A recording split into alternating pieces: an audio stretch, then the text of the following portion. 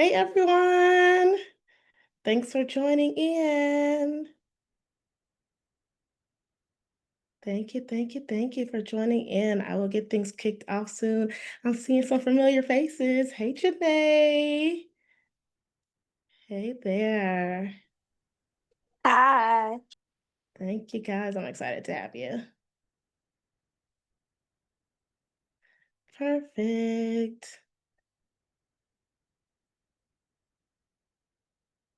All right. I will give it just one more minute and I will kick things off. Thanks for joining you guys. Happy Tuesday.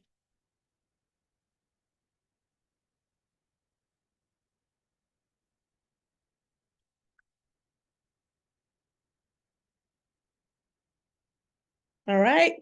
A minute after, we will get things started. Thank you guys for joining in today. I am doing my very first workshop for A&F, and it's the behind the scenes of Sisters in Public Health. I am super excited about this because it's been so long that I've been in this nonprofit space, and I get questions all the time around nonprofit development.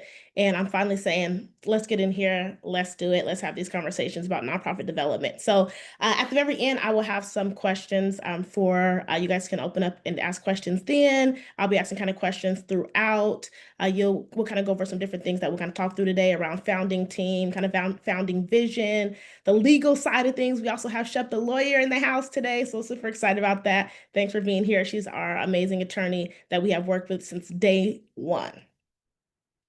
All right, so I'm going to kick things off with kind of who am I? For I know there's a handful of you guys who know me on here, but for those who saw this via social media and haven't got to connect with me yet, I'm going to kick this off with telling you a bit about myself first and a bit about my career journey. So, first things first, I am the founder and CEO of Sisters in Public Health. We are a national nonprofit in 29 different cities now. We have had tremendous growth since 2017 into now. So, there are several of you guys already on the call, so thank you for all the work that you do at Sisters in Public Health. I'm the author of a kid's book about suicide. In 2016, unfortunately, I did lose my mom to suicide, one of the hardest losses I've experienced. But one of the things that came out of it is being able to give back in that capacity, right? So, connecting with students, I felt like it was really important to talk to the youngsters, right? So, unfortunately, we all have experienced mental health issues, depression, even suicidal ideation. So it was extremely important for me to talk to those as young as middle school, to in hopes to prohibit that, right? Next, I have on my toolkit adjunct professor. It's one of my newer roles as of this year. Really a space that I love to be in. I'm sure I have a few students here as well. So thank you guys for joining in. I served as a project manager for 6 years, but quite honestly, I feel like it was much longer than that. Project management is something that even if you don't have the title, we oftentimes do it. So that's one of my roles as well. A consultant and mentor, but I don't want to negate the fact that I often sit in a mentee seat. I have phenomenal mentors that have worked with me in every hat that I've worn. And so a huge thank you to them. I was recently honored as Black Health Connects 40 Under 40. So that was really exciting to be honored at that national level in Washington, D.C. back in June this year for the work that I've done in nonprofit development and Sisters in Public Health, of course. And then last but not least, I sat on an interview before when we brought on a chapter chair and she referenced me as a public health pioneer. And so I just took that from there, quite honestly. Ever since I was told that, I said, well, I'm gonna take that title as well. So shout out to Kayla for that. All right, so my career journey, you guys, I want to talk to you a bit about what this has looked like. Oop, click the other side on accident, has looked like over time. And I feel like it was important too for you guys to see this because this has been a part of my growth, right? Every single role has led to where I am today. So I'm gonna start back a little bit to where I served as a grants and volunteer coordinator, both at Bradley Angle and at Houston Methodist Hospital. One location was in Portland, Oregon, the other one here in Houston, Texas. I remember when I first was writing grants my first year, I secured over 100,000 in grants. I thought that was a lot of money. It's good money. It is. I'm not negating that. But when you get into this grant world, there's a lot of money out there. I led volunteers. That really led, honestly, to then leading interns, right? And I'll get to that in a second and how we have sat in that space as well. Have coordinated different trainings, right? Workshops. And if you've ever been involved in Sisters in Public Health or seen our events, there are tons of workshops and seminars we host. So again, just really full circle there. And tons of administrative duties. In this role, you truly can't get away from what it looks like on the admin in the back end. My next role and one of my longer roles has been the project management capacity, right? So I served as a project manager from 2019 until September 4th of this year at Harris Health System. I implemented the internship program there, where I hosted interns on a quarterly basis. It's something that I love to do, whether it's for practicum requirements or just students eager to learn.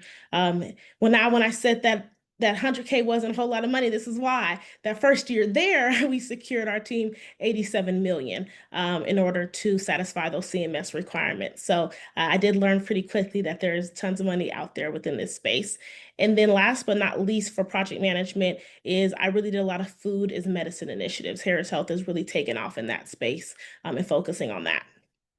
Going to my next role, which is the adjunct professor role, I wear this hat at two different universities, Prairie View A&M University and the University of Bridgeport in Connecticut. My first term, I was instructor for three different courses within the School of Public Health. And just in this last month, I secured my second role, and that is with the University of Bridgeport, and it's been really awesome. And then last but not least, I stepped into this role full-time CEO of Sisters in Public Health on September 4th. A huge leap of faith is what we're going to call it because it truly was. It is absolutely my baby. I love Sisters in Public Health and the work that I do around it, nonprofit development. It has been a space that has been amazing. And I really have to say that all these roles beforehand led up to it, whether it was learning the ins and outs of event coordination, whether it's the workshops and leadership seminars that we do now, hosting our internships. And some of it is from my own experience, right? Where I've sat in the internship seat and said, I love this, or I didn't love this so much. So that's something that has been extremely helpful as I've gone through. Before we kind of dive in, I want to say why, if you're not yet convinced, why not learn from me? Why am I qualified to speak to you guys about this topic? A few things I want to list here are one, it's scholarships, right? This is one of our huge programs with Sisters in Public Health. It was actually our very first program. So from 2020 until 2025, we have awarded $12,000 in scholarships. We first launched our scholarship program just with the master's level scholarship at $1,000. We did add our doctorate level scholarship next at $1,000. And then most recently this year, we actually added our bachelor level scholarship because we started to see how much public health was growing at that bachelor level. Team leadership. On a yearly basis, I lead within Sisters in Public Health a team of up to 50 public health professionals. I think this last year, if we're including the board, we hit up to 65. Sometimes I lead them, sometimes they lead me, but nonetheless, it is always a learning environment, right? When you're bringing tons of amazing public health professionals to the table. Chapter growth. As I said, Sisters of Public Health is now at 29 chapters nationwide. We started just at with the Houston chapter. We then went to our Chicago chapter, and then I will kind of walk you through a timeline in a few and kind of show you what that growth looks like from that nonprofit level. Doubled our organization's finances from 2020 to 2021. That was a huge shock to our system, but I think it goes back to that hard work, right? And just kind of pushing forth there. Last year, we hosted 111 successful events. I say successful because we actually measure our events, the impact. We have sign-ins at the end of our events so that we hear how our programs were. They say in public health, if you are not measuring, then what exactly are you doing with that, right? So it's really important to make sure that you can look back and see those testimonials, see what's working out. We have our events ranked. We have open slots on those Google Forms to kind of hear back from what went well, what didn't go well, how did they hear about the organization. All these things is really helpful when you are hosting events. Second to last here is our membership growth. This is my absolute favorite one. We took a while to launch membership, and I'm going to talk to you guys about it, why, in a little bit, and my recommendation for it when it comes to launching a membership-based organization. But from 2022 to 2025, so just within 3 years, we grew our membership base by 434%. I thought the math was wrong on that, but when I went back, it is accurate. So it was really awesome to see how much that grew. And then last but not least, just with Sisters in Public Health, we've hosted 15 interns since 2021 to support them in getting their practicum, I should say satisfying the practicum and their graduation requirements. This is just with Sisters in Public Health. I know I mentioned in my hat as a project manager with Harris Health, I host interns on a quarterly basis. So that's another 10 plus interns that I've worked with over the last, I'd say, 6 years. All right, a little bit of a timeline of the organization so you can kind of get an understanding and the background on what Sisters of Public Health has been doing over these last years. In 2017, January 26th, 2017 to be exact, we had our very first event here in Houston, Texas. It was on the campus of UT Health School of Public Health here. Some really awesome ladies were a part of that very first event who are still involved in this organization today, many who are lifetime members.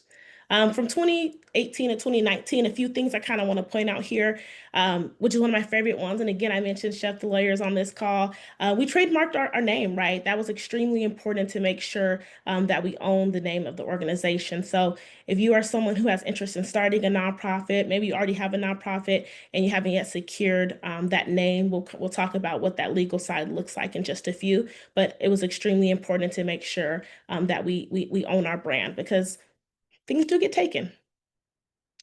We created our scholarship, as I said, was our very first program that we launched, and I'll kind of talk through what that looked like. And then at that time, it was only 300 Facebook members.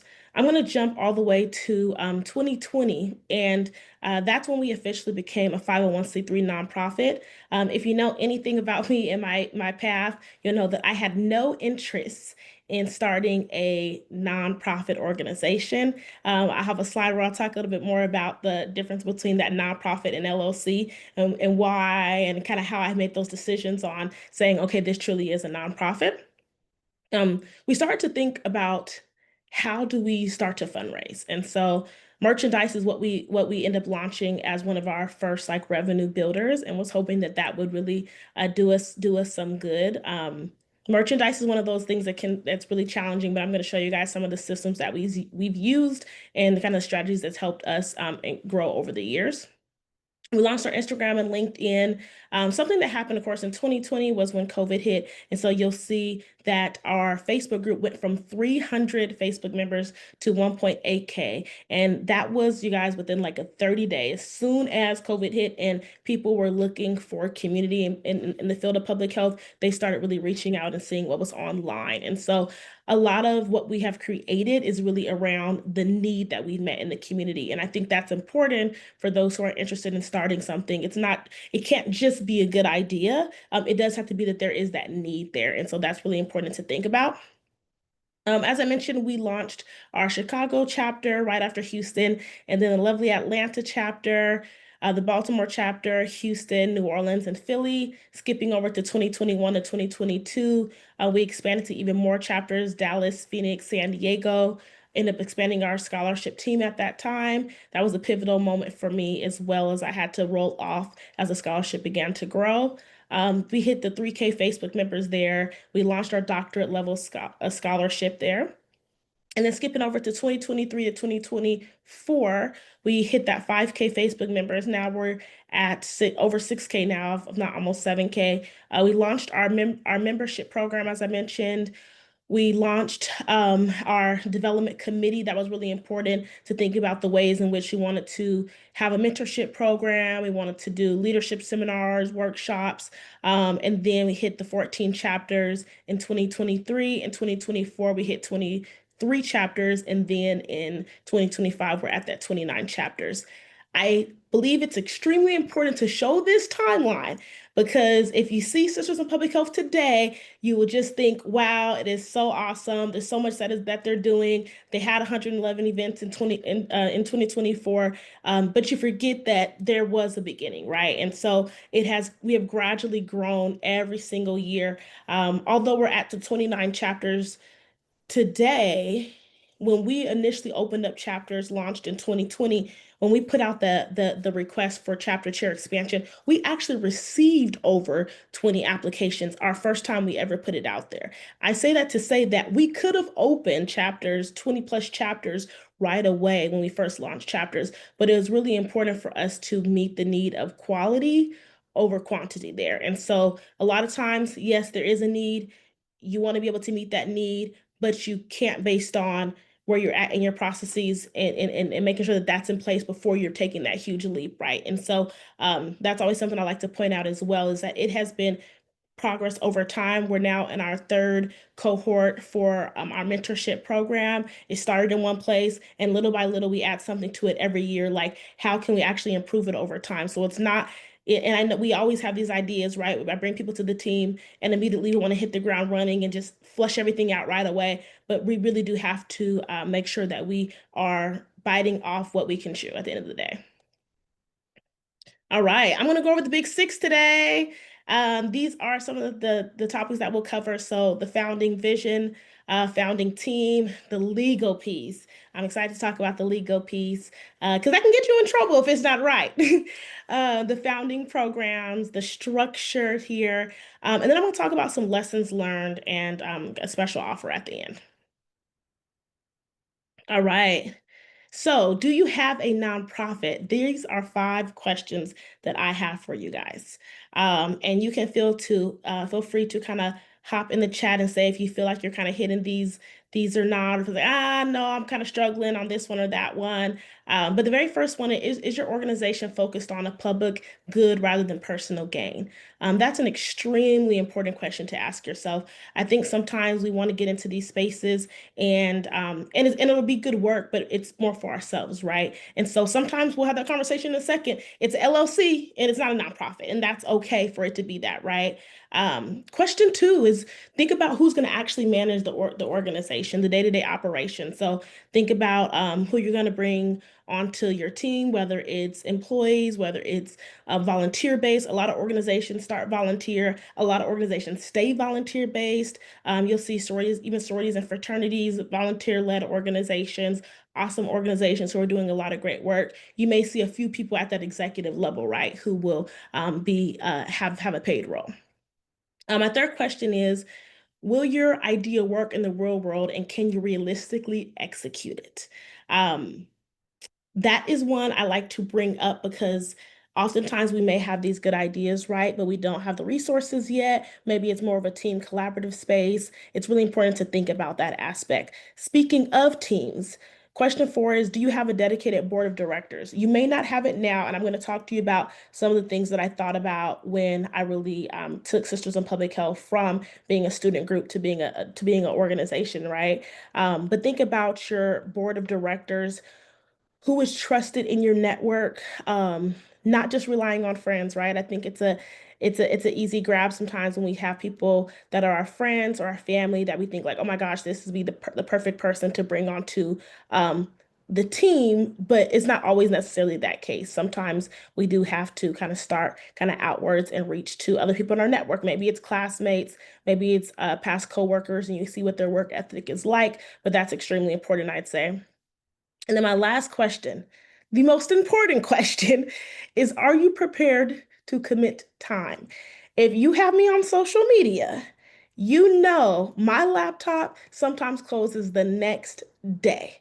I open my laptop sometimes at 9 p.m. There's no too early and there's no too late for the level of work sometimes that it requires. Now, that isn't the case for all. Some of us have families, whether it's kids, husbands, X, Y, and Z. Nothing is wrong with that.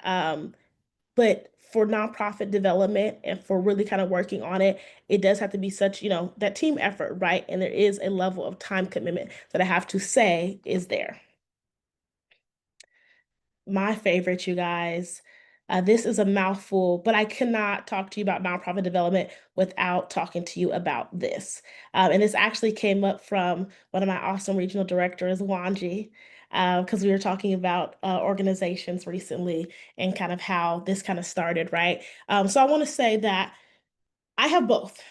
I have a 501(c)(3) nonprofit that's just in public health, and I have an LLC, and that's A&F Speaks.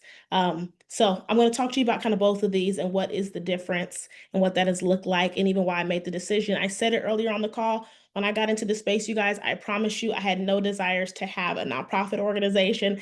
But as I continued to tell my friends and family about it, they were like, this is indeed a nonprofit. So I'm going to start off with the purpose, of course. So for the 501(c)(3) nonprofit space, it's really the purpose is it's formed as a nonprofit corporation, and then you apply for that tax exempt status, right, with the IRS.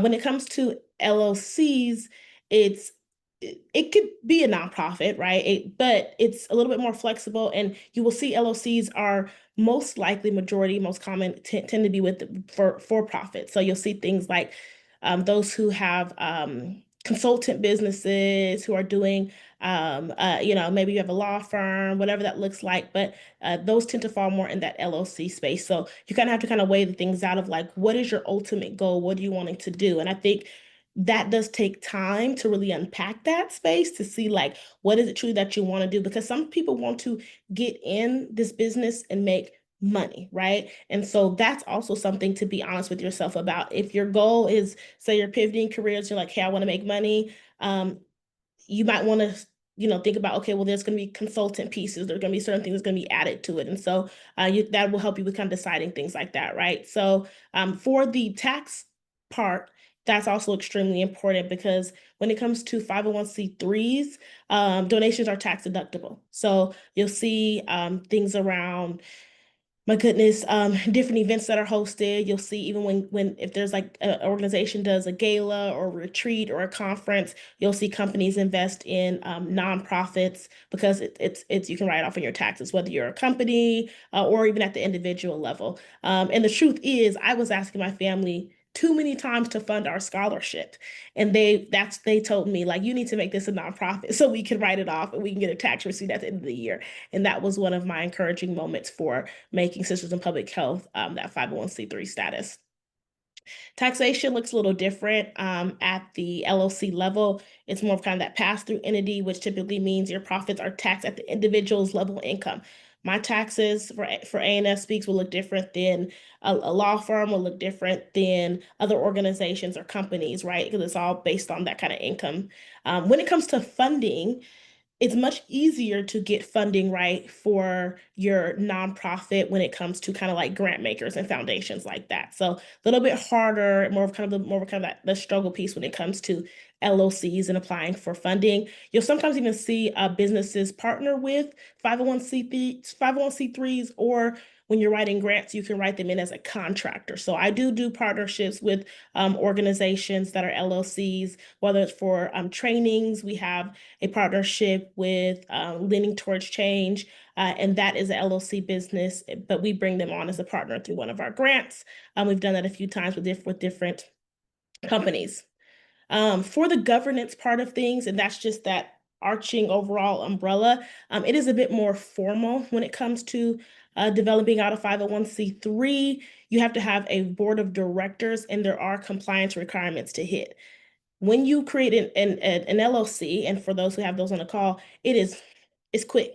It is, I mean, the approval process is fast, everything. You are waiting when you're developing out a 501(c)(3) to hear back from the Secretary of State and everything. But your LLCs is quicker than I even imagined. I had no idea it works so quickly when it comes to creating your businesses. Um, then the kind of the structure piece for nonprofits, I put kind of here, it's a more proven and kind of widely recognized legal entity when it comes to kind of operating across state lines. It's much easier kind of flexibility. You can open up chapters in different places. When it comes to the LLC aspect, it's kind of less formal, but again, as I said, easier to set up, less credible when it comes to that like 501(c)(3) and kind of public service, fundraising, grantors, things like that. They tend to lean more towards that 501(c)(3) status there. All right, I want to talk a bit about brand name, and identity. I was talking to someone recently and I said, when you're creating out your logos, for example, think even about how it's going to be visibly seen on flyers, tabling, setup, pins, any kind of merchandise. Like I want you to really be thinking about that. I always say pick a name that's clear, it's memorable, it's available. Think about even the acronyms. What do your acronyms look like? Look to see when I say available, that is very important. Again, that goes back to that trademark piece. Do the research to understand, is the domain even available? Are the social media handles there? Is there anything even kind of near it, right? That like, oh, we can kind of be somewhat end up somewhat being related to this organization based on our name. And then also, I would say when it comes to kind of that logo, think about those brand colors again, how it'll look on different things, the professional part to it. It can be really easy to create logos. You can do it yourself, or you can hire someone to do your logo. We happen to hire someone to create the Sisters in Public Health logo. Not that fancy yet, but I remember seeing a few different images come through, and this really it felt like it was going to be really fitting for our organization. Something else I also recommend too for logo usage is making sure, for example, our logo, we have it, think about again the different flyers. We have 111 events a year. So for our flyers, we have an all white logo, we have an all black logo. This is our main branded logo that we use. And then we have a transparent logo, right? So think about that when it comes to collaborating with other organizations and making sure your logo and your presence shows up lovely on their flyer or the flyer that you're creating. All right, founding vision. We're going to talk a little bit about mission, vision, core values, and target audience here. So for the mission statement, this typically kind of defines your organization, right? Like, what is the purpose? What does it do? How it does it? And your vision is more so like where you plan to kind of hit that long-term impact, where you're going in the future. Our mission for Sisters in Public Health is to create a safe space to empower, educate, and evolve the next generation of women in public health. So we're clear. It's about empowerment, it's about education, it's about evolving, and it's always based on the next generation to come. That's why when we launched our first program, it was our scholarship. And then our vision is a lot of visions are really simple, you guys, like extremely simple. Like TED is spread ideas. It's like it's like two words. You'll typically get just a one-liner. Mission statements, you might get upwards of three sentences at most, I've seen. But the vision statement is usually very short and sweet. Our vision is to connect all women in public health. Again, that's that long term, no matter what we're doing, we're constantly thinking, are we living by our mission and our vision, right? I can say similar things around core values. It really kind of sets that foundation on exactly what your organization is about. Ours is that self-care piece. We are a different organization when it comes to that. You don't see that oftentimes, but it's my favorite one, quite honestly, because I think it goes back to we're oftentimes in that caregiver capacity. So we have to make sure we are investing right back into ourselves. Mentorship, scholarship, diversity and inclusion, women empowerment, and professional development. I also felt like it was extremely important to make sure we weren't just a social organization, a social group, but we were making sure we are feeding into the academic side and that kind of post part, that next generation of women in public health, certifications, trainings, workshops, seminars. How are we elevating those within this field? And then last but not least for this slide is the target audience space. So this part is really who do you plan to serve? It's really important to find your niche here. I know so many of us want to do so many things, and that is understandable. We are lovers in our hearts oftentimes, but we do have to remind ourselves that we do have to figure out who are we serving and really stick to the script there. For us, it's as simple as it is women in this public health space. All right, so our founding team. I want to show this to you guys because for your founding team, there are three roles that you absolutely have to have when you have a nonprofit. It is the board chair, secretary, and treasurer. I am throwing it back because this is our original gals when I created Sisters in Public Health to join the board of directors. This is not the entire board, but these are your three roles that you need to have a nonprofit. From the legal standpoint, the board chair. I started off as the board chair some years ago, and it really is the person who kind of oversees those meetings, kind of sets the agenda, and making sure they're that liaison between the board and the executive management team. I am now the executive management team with several others on that executive leadership level. So I sit in the CEO seat now, and I report monthly to my board of directors. Board chair is now someone else sitting in that role. For the secretary, this is someone who you always have to have documentation when you have a nonprofit. So taking those meeting minutes, any official records, even down to voting on approving financial statements, voting on approving the last meeting minutes for your last meeting. And that's again, that second in like, officially voting on it. And then those who are kind of seconding, all in favor or not, that all has to be documented on that from that legal standpoint. And then last but not least is treasurer. That is someone who sees your records, the financial aspects, budgets, balance sheets, and kind of monitors the organization's financial health. I want to point out that from your board treasurer is to monitor your organization's financial health, not to manage. That's someone else. That's someone who's on your executive leadership team, either a VP of finance, a director of finance, a CFO, your chief financial officer, whatever title you're giving that person, that is someone else. And they report up to the CEO who reports up to the board on a monthly basis. So, some founding team tips. I have an awesome team. I'm extremely grateful. We have an awesome team every single year. But some things I kind of want to point out is one, it's the trustworthy piece, right? I think it's really important for the team to understand what your vision is, where you plan to go with the organization. But you have to be able to trust people, right? That's a huge aspect of it. And I know it sounds really small, but the trust part goes a long way. It's also really important to outsource kind of your weaker areas. We all have our strengths, we all have areas for improvement. I knew coming into the fold that like I'm someone, I enjoy public speaking, I enjoy teaching, I enjoy sitting in that capacity. I wasn't strong in my financial area. That was something that I had to kind of learn more about. It was extremely important for me to kind of outsource that. Now I have grown a lot when it comes to understanding the budget and really understanding where the balance is, where money is going, and all of that quite tremendously. But when first starting off, it wasn't something that I totally understood. Diversifying your team. Again, it's easy to add people like family and friends to your team, but I want you to think about this in a few ways. One is think about it from the if you have a membership-based organization, I'm constantly thinking about that, for this picture, for example, do you see yourself in the organization, right?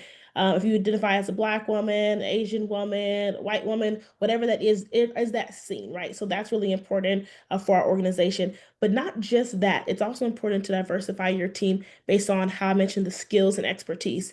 Someone from the financial end, someone from the legal lens, someone who has operations in their background, someone who has program management, project management in their background, someone who kind of sits in an analyst seat, right? All of those areas are really important. And think about kind of not where your organization is necessarily, but where you plan to take it to so you can really understand how you can diversify your team and also know that when you first start off, you're not gonna have all of that, right? But over time, you're gonna hit different areas. Maybe it's a legal issue. Maybe you launched a program, you didn't feel like the evaluation piece was there. So you bring someone who has that expertise. And the very last item on have on here is that they can follow. I think it's really important to point this out. I know some people say, "Oh, I'm a leader, I'm a follower." It doesn't matter. We're all different. We all wear different hats, right? In some relationships, we follow and some we lead, but it's important to make sure that they can follow, right? Like the organization, your team has to understand that this is your vision. And it's the same thing you'll see with companies that I'm sure we've all worked for. A new CEO comes into the role and they may have a different vision for the organization and where it's going. Some leave, some stay and get on board. It changes, right? But it's important that you have a team that believes in exactly where you're taking them. All right. this is a piece that everyone gets tripped up on. But we have the lovely chef on here, and she has her contact information here. Please do follow her at Shep the Lawyer. She is an awesome, awesome asset to our organization. She happens to be my sister, so I really got really lucky with that. But she's available for you guys as well. So let's talk about the kind of legal pieces. So there are some parts on here that I really lead, and that's the first two areas, the incorporate your organization and applying for 501(c)(3). I sit in that space. Shep's expertise really is directly below that, the volunteer agreement and NDA that I'll talk about in a few. And if anybody has sat in any seat with me, such as in public health or even in my ANF, they have signed either one of those, if not both. But I'm going to start at the very top, and this is kind of something I'll be able to work with those who are interested going forward is when you're interested in starting out a nonprofit, there's several pieces, right? So there's the filing the articles of incorporation with the Secretary of State, identifying kind of your purpose and what you want your organization to be about. Once that is created, fees are paid, and approved, I should say, you receive what's called a certification of incorporation. That is a legal binding document from the Secretary of State that says this is an official nonprofit organization. It doesn't end there though. You do have to apply for an EIN, an employee identification number. You get a lot of spam around this, to be quite honest with you. So I always recommend applying via the IRS website only when it comes to this, because you want to make sure that you're not getting bamboozled anywhere and it's strictly via the IRS and get your employer your EIN. And most organizations even listed on their website. Oftentimes on the donation page, because you can easily look up an organization on irs.gov, see their legal standing, any kind of public documents there as well. You also create what's called your bylaws or conflict of interest policy. Both of those are really important. Bylaws tend to kind of say the governance, how many terms someone can serve in your organization, on the board. If you ever have to vote someone off, it kind of goes through things like that. And then the conflict of interest policy, it's also really important to have this piece, and you actually have to have it. And it's because you want to make sure a nonprofit is, again, goes back to it's serving a public good and not a personal gain. So, for example, if the board, if I'm looking to outsource for a marketing company to help us with marketing, and there's someone on the board who has a marketing company, they at the end, at the top of every meeting, you have to disclose a conflict of interest. If you see the agenda, which all your board should always see your agenda prior to hosting a board meeting, they have to disclose that. Hey, I have a marketing company, or maybe you're looking to um, find someone for different trainings and they happen to host things like that. They have to disclose it at the top of a meeting in order for the meeting to go on. They just have to, excuse themselves. That way your board and your team can make an executive decision with nobody that's biased in that space. So that's really important as well. And then applying for your actual 501(c)(3), you gather up these IRS documents that I listed above there, and then you either file a 1023 or a 1023-EZ. That's the simplified form. That's exactly what you're creating to become a 501(c)(3) nonprofit, right? For the simplified form, most people do that one first because you're agreeing to two different things. One is that your annual revenue will be under $50,000. And the second part is agreement of that is that for the first 3 years. It's projected. However, most people, unless they have some strong financial background or they know exactly where the funding is going to come from, they're probably not going to hit that 50,000 in the first 3 years. So a lot of people will file that 1023-EZ.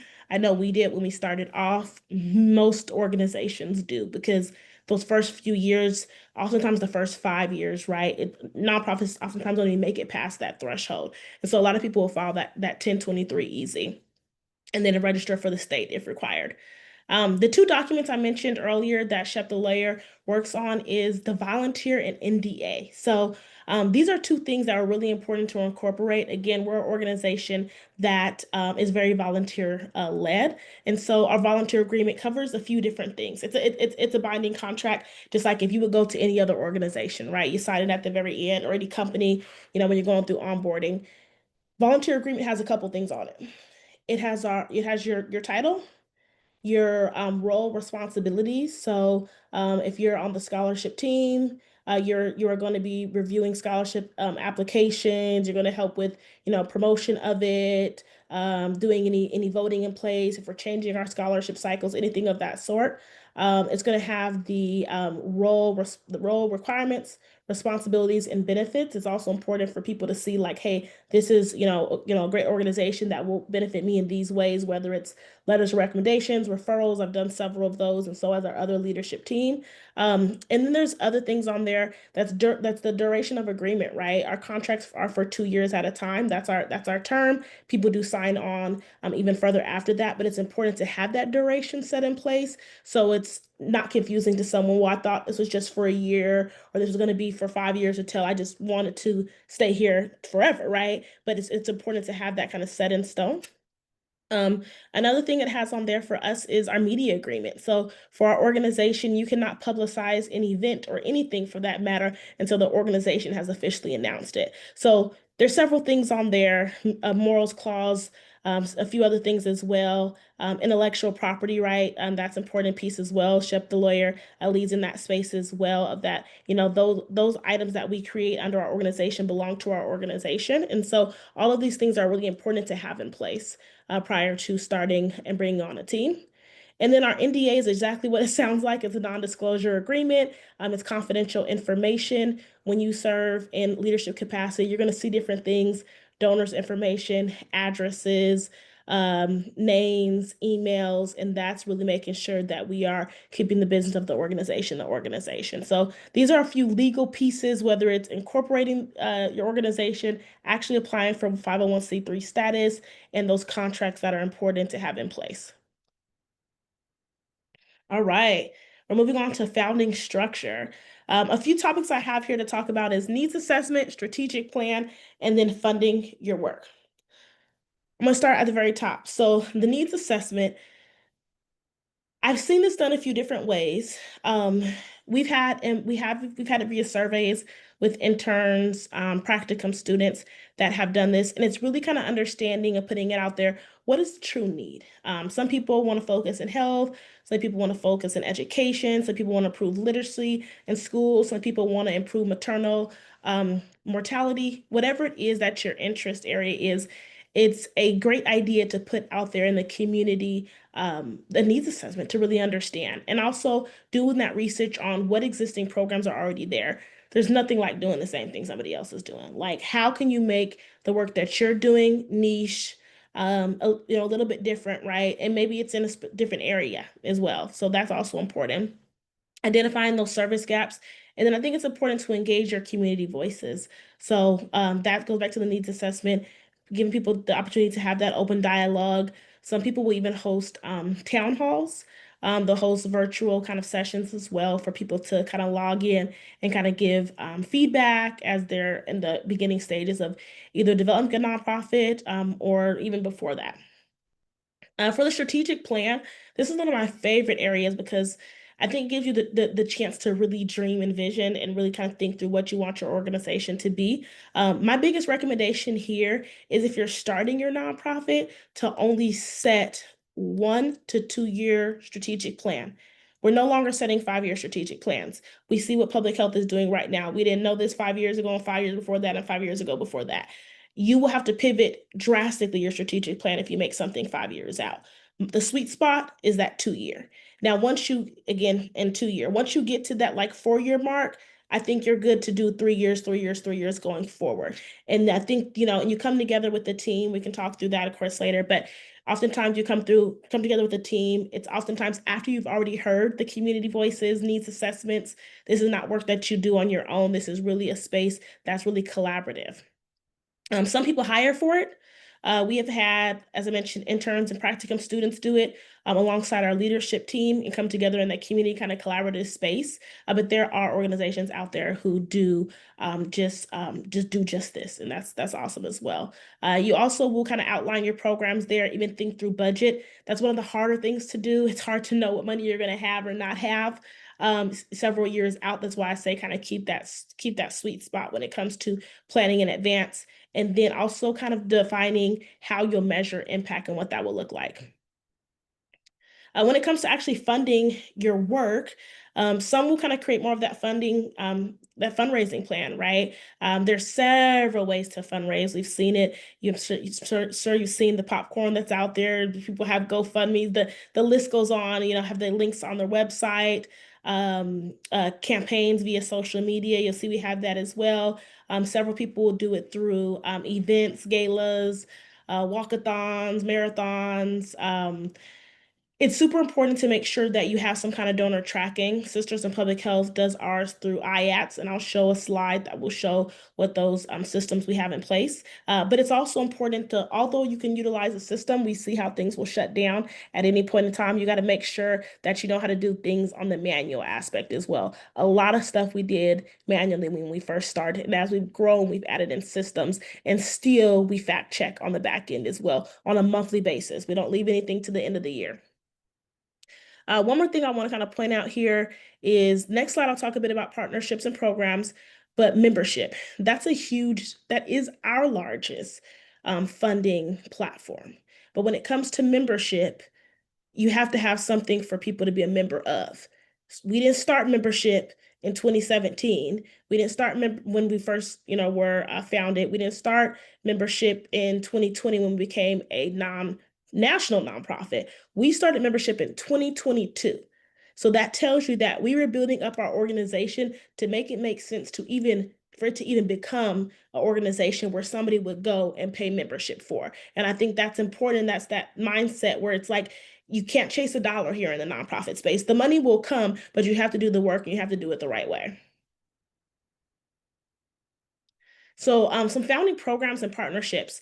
These really help you build awareness, you guys. I think it's super important to make sure you have those social media handles, website. Linktree is a huge go-to. It's a part of all of our email signatures with our, 60 plus leadership team when it comes to our organization. And again, it's that kind of staying consistent there. Um, Piloting your first program is extremely important. Gathering that partnership feedback, making sure you're hearing from not just internally your team, right, but also who you're working with and how was it with them, kind of walking through that process to make sure you can improve it on the back end, tracking different metrics and those success stories, like what worked, what didn't work, again, from internal, but also the consumer as well, whoever that is for you.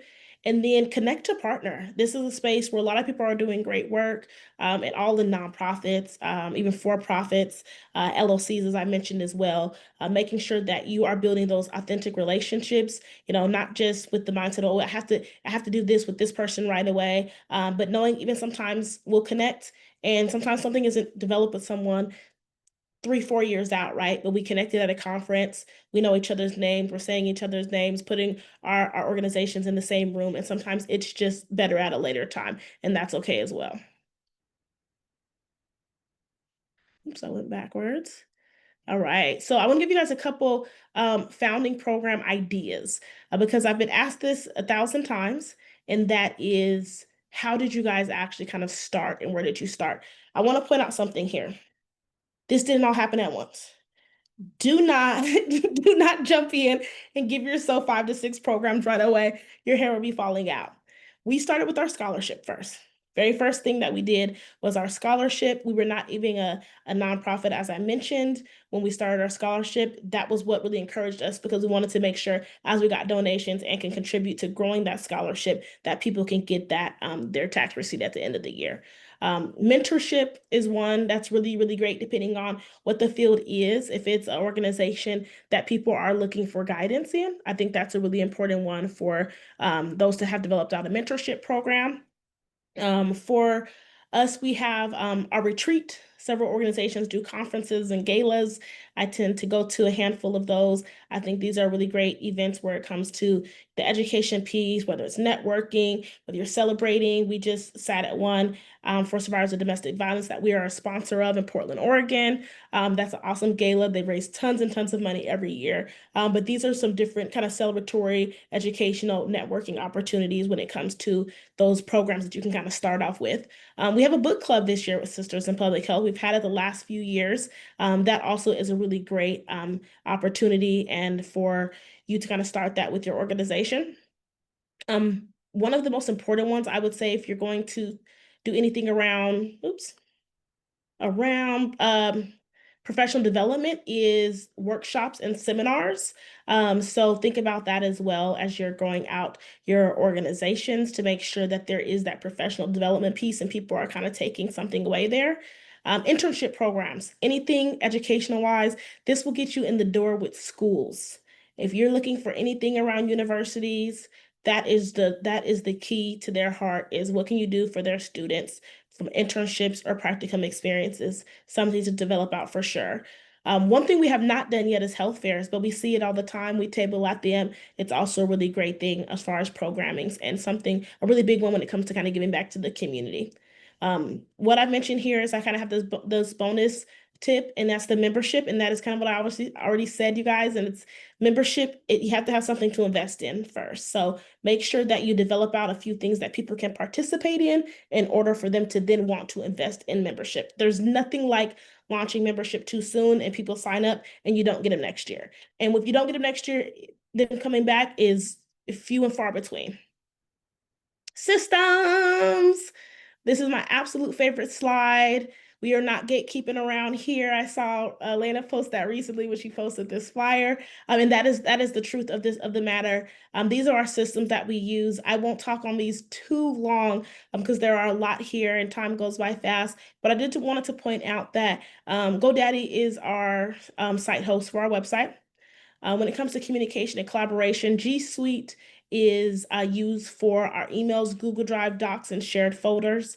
It is free for nonprofits. That is the joy of that. This is even where you create your emails from for your nonprofit. You can create as many as you like for free when you have a nonprofit, which is very lovely. Zoom for meetings, Calendly, of course, for scheduling meetings. If we're working with any kind of partners and it's just too many of us trying to have a meeting, we usually will send out a doodle poll for that. For our finances, if you go to our website and you go to our membership tab or you go to our donate tab, you'll see two different forms that show up there.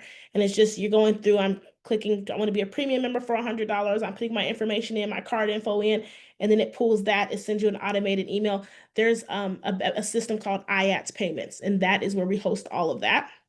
Gusto is for any payroll management, myself, and we have a project coordinator this year who receives pay. That's where we use Gusto for that. Actually didn't even put on here, but if we're doing any kind of contract work or sending an invoice, we use our PayPal for that. You guys, this is important. That PO box, you have to have it. It's non-negotiable. It's just something that you're gonna have to invest in. It's a PO box.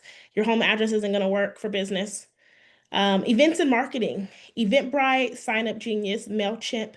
Those are our go-to. If you ever register for our events, you are directed through Eventbrite.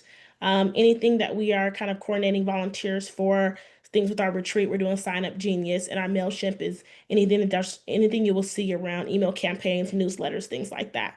And then my favorite thing on here is this merchandise, right? I know we've had some conversations around this already. Merchandise is something everybody usually wants to start when they have their own brand and business. I will tell you the truth. It is not always the most revenue that comes in with this because you do, depending on how you're doing it, you do pay vendors, right? And so our host site is Etsy, but the vendors that we use for drop shipping, so everything's made on demand. There's no factory in my home. This is all through elsewhere. And so as you order it, it is created, and that's through Printify, Printful, and King Custom. All right.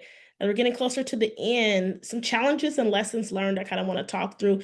I think this is important to be able to call out what has worked and what has not worked.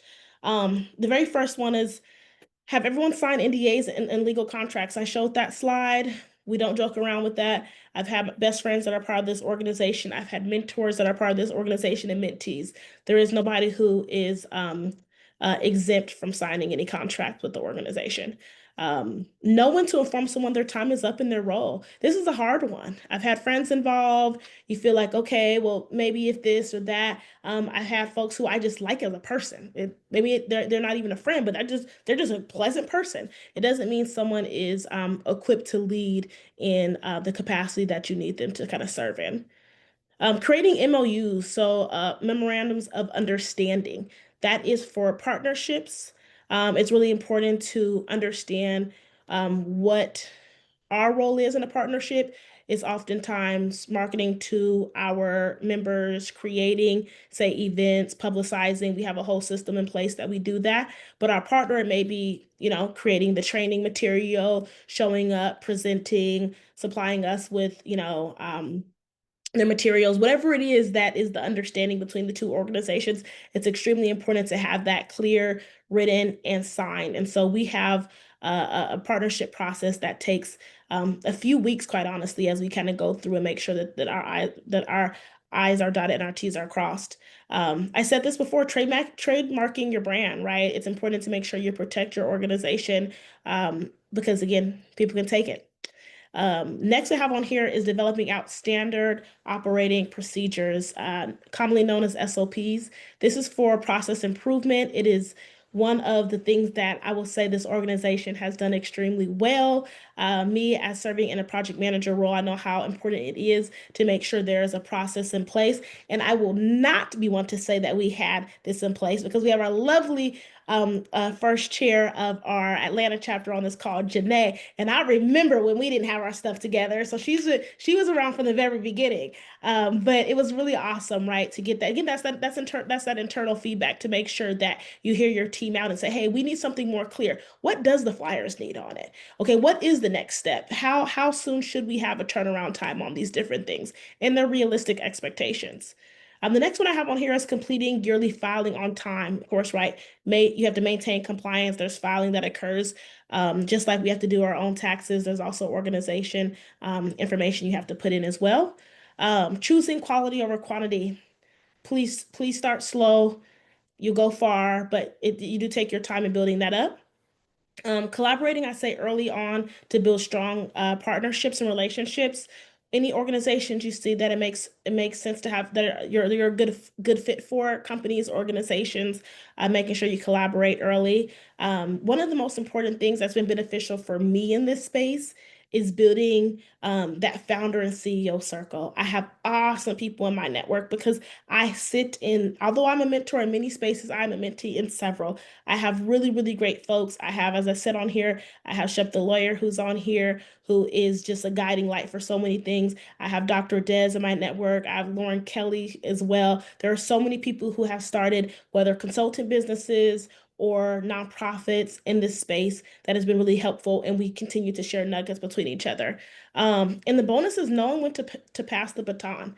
One of the hardest things I did was step off the scholarship committee as a founder and CEO. When you get into the CEO space, you really, really, really have to know, okay, this program is developed. The mentorship program is developed. It's where I need it to be.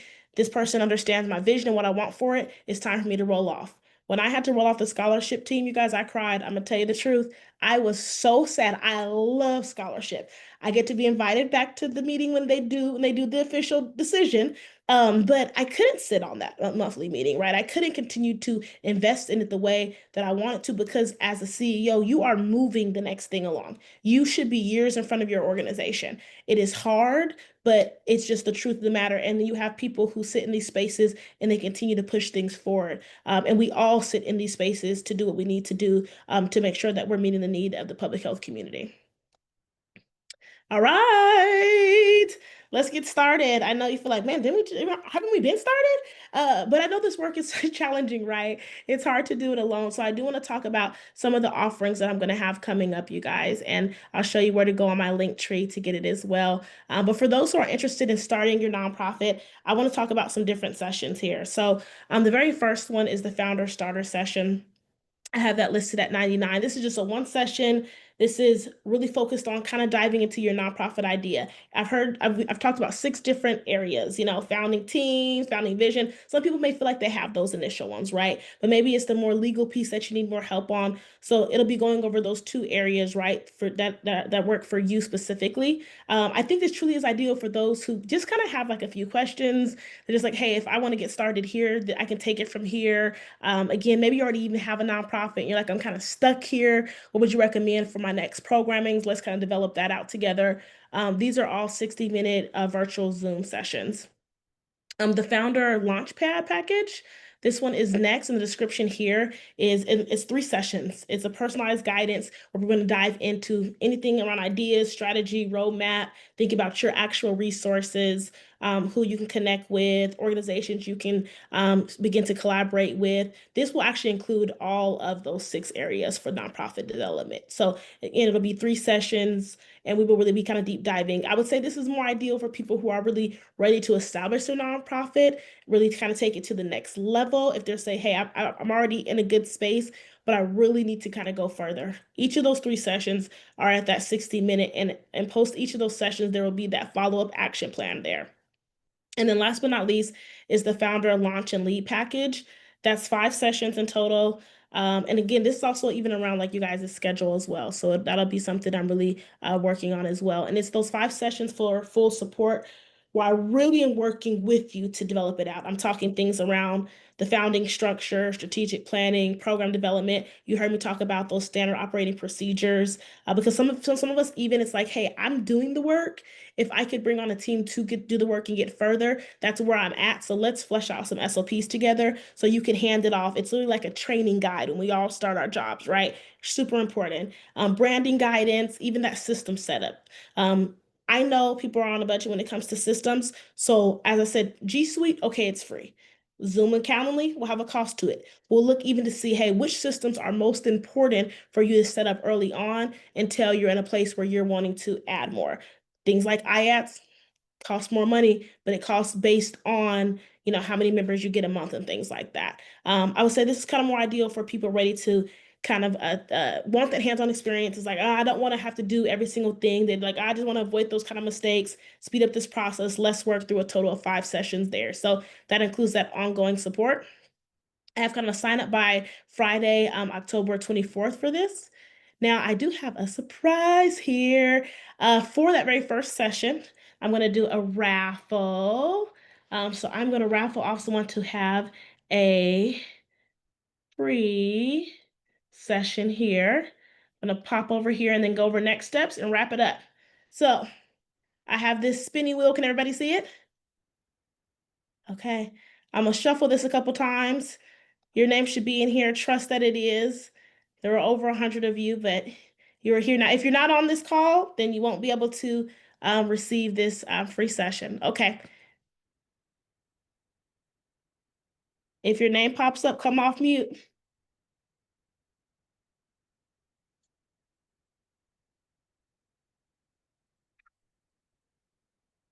Are you on here? Hi, I'm here. Sorry. Perfect. All right. Sounds good. I'll connect with you after this. Send me an email. Awesome. Thank you. Absolutely. All right. So next up for those, there's always opportunities to come. Continue to have me on social media if not already. Congrats on that. We'll have a session to really kind of unpack there. So free session for you. For the rest of you, if you're interested, please visit my link tree there. You'll click nonprofit development. It'll take you directly to my website to sign up for either of those packages. Those who sign up for this session, either way, you're going to receive something in the next 24 hours. That will be the 10-step checklist for nonprofit development, access to the workshop recording. If you have not signed up yet, you'll get a reminder on that. I'll also ask for any testimonials, any feedback as well. Again, sign up by Friday before prices go up. You'll also, if you sign up before Friday, you'll also get the 10-step guide to apply for 501(c)(3) status. So that's all those, Secretary of State, articles of incorporation, conflict of interest, all of that goodness. I have that as well. And then once payment is complete, you'll receive that Calendly link to schedule your first session. I do want to open it up for a Q&A here. And please do, I'm going to open up the chat. And if you can drop any questions in the chat, if you want to come off mute, that is fine as well. But I want to take any questions that you guys may have.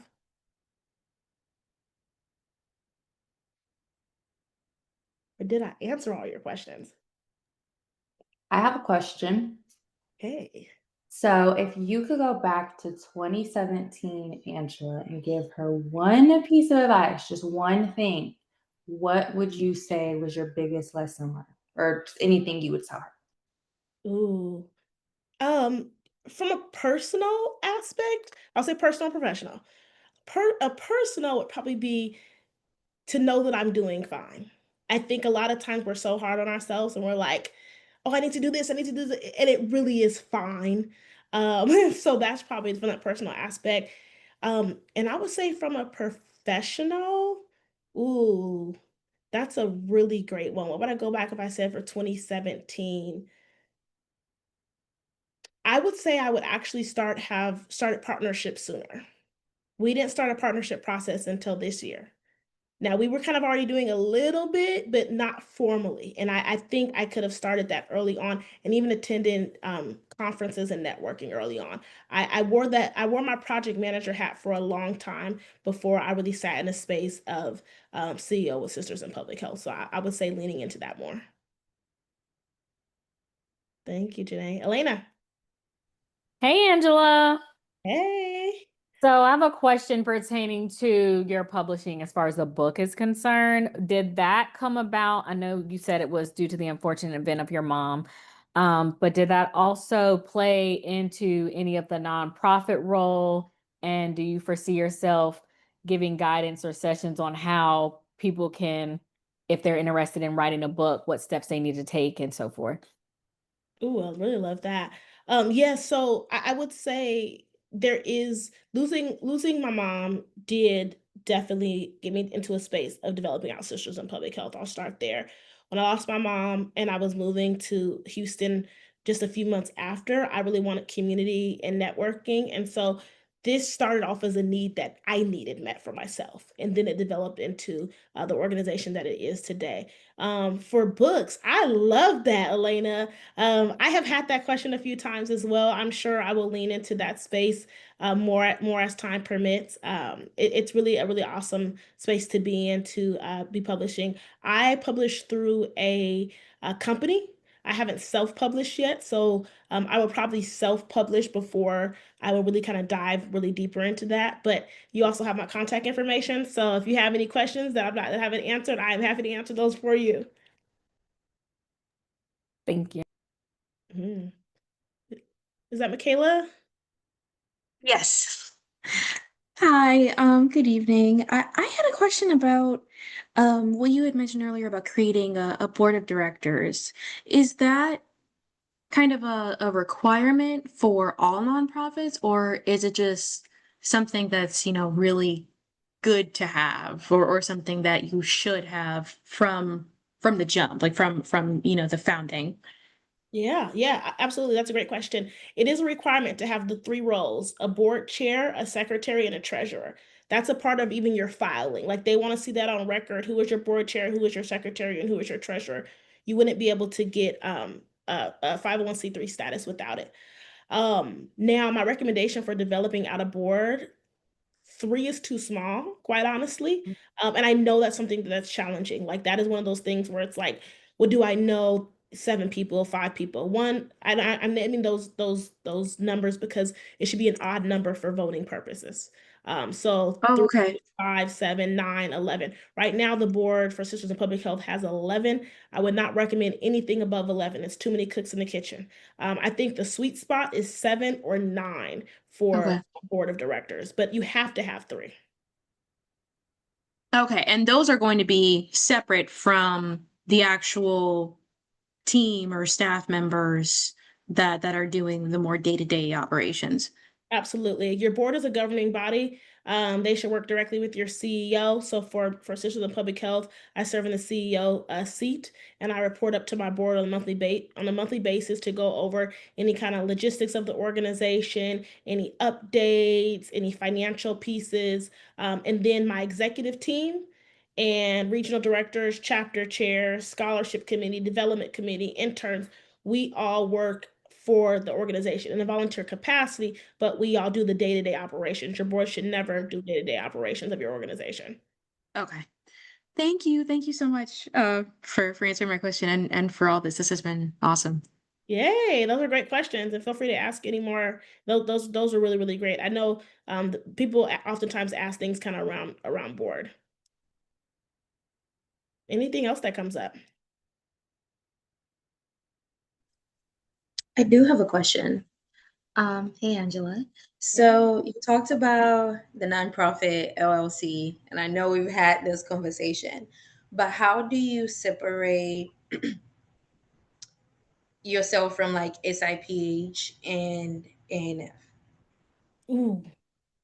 Ooh, that was a really great one, Wanchi. Well, full transparency is I didn't do A&F a lot. So A&F honestly took a huge back seat. Sisters in Public Health gets the bulk of my time. I'm just now leaning more into it. But ways in which I think about separating it is if I'm doing things around speaking engagements, I do not do speaking engagements through Sisters in Public Health, mainly because Sisters in Public Health didn't earn that money. And so I will do that through A&F. If I'm doing, workshops, seminars, um, anything around nonprofit development, anything that's on, and that's why I also believe you should have two different websites. You've been around for a minute, you know that they used to be merged at one point. But they now there's a Sisters in Public Health .org and there's an AngelaNicoleFrazier.com. And you'll see even on the last slide I have here for folks, everything is ANF here. And so that's really important to make sure that you're separating the two. And really, I think that's even part of strategic planning. I'd be happy to work with anybody on something like that, is really being able to define what is this over here and what's this. Also, for me, we have to be careful when it comes to things around, say, political, religious, things like that. For not for 501(c)(3) status, there's certain things you just can't do. I wouldn't do that with that hat for Sisters in Public Health. That would be under ANF. Say if I was doing something maybe that kind of crossed over. Now, I will say, as a founder or CEO, you do run the risk of toying with those at all, because as much as you'd like to separate yourself from one from the other, the truth is that people will see you in a certain light just because you serve in both of those seats. So there is a challenge with that. There'll always be somewhat of a challenge with it, but it is important to separate the two. Thank you. I'll take one more question if anyone has it.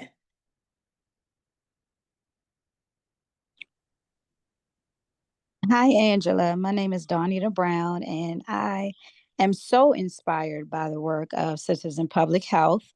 I am in Aaliyah Hill, I believe she's your vice president, her cohort at Hopkins. And I am the founder and creator of the Binti Circle, which is a support network for Black daughter caregivers. So my story is much like yours in terms of creating a space that you needed and have grown it into an organization of need for women that are caring for their parents like myself. So I just want to tell you that this was very informative, and I will certainly be in touch because, in fact, I reached out to Aaliyah a couple of weeks ago, and we have been so busy just with school and everything else. But I was like, I want to talk to you and pitch. I want to pick your brain because I want to benchmark with Sisters in Public Health because y'all are doing amazing work, and this is what I envision for the Binti Circle. So I will be in touch, ma'am, soon. I love that. And congrats on John Hopkins. That's awesome.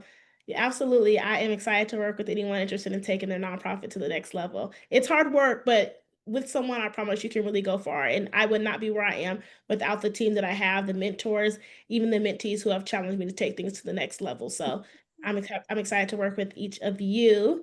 Again, visit the link tree. Those are the next steps there. Please feel free to email me if anything comes up, any questions that you have. Thank you guys for your support, for tuning in today. Have a good rest of your evening and stay in touch. Thank you.